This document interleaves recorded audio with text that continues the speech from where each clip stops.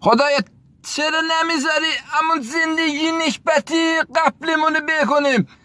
کدوم پوفیوزی بی تربیتی ناراحتت کرده داری اینجوری دهنمون آسفالت میکنی؟ چرا به جای دست تقدیر همش شست تقدیر رو به ماست؟ این دست بیقرار تقدیر چرا همش میذاره پس شله ما آخه؟ چرا این شست چیزی ما نمیکشی بیرون؟ اینجوری داره لایکمون میکنه یا میخوای بلانکمون کنه از زندگی؟ بیچاره جیردیم بار دیگه خوشبختی تو ایران مثل یوبوست میمونه، فکر میکنیم داره میاد ولی نمیاد، و بدبختی مثل اسال میمونه، فکر میکنیم تموم میشه بازم میاد تموم نمیشه.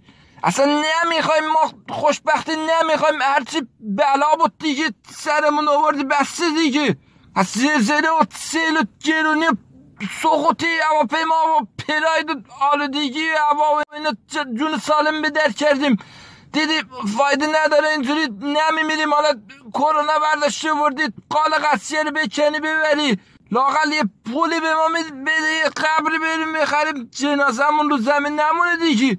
من چی میدونم برنامه چی میخوای ما رو منقرض کنی؟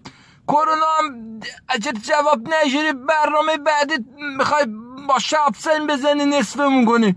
دایناسورا رو منقرض کردی، اونا فرنگی اجتماعی نداشتن، حیوان آزاری میکردن، هم دیگه رو میکشتن، ما که اونجوری نیستیم که.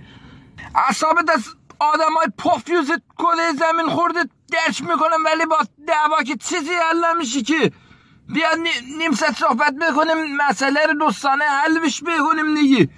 پول به ما نمیدی قبول، قیافمون هم ششتی کردی اونم قبول، این کویتی 900 یه چه مصیبت بدبختی بود دیگه. بیا این دفعه یه حالی به ما بده، ما رو برگردون به همون زندگی داغون چرک قبلی.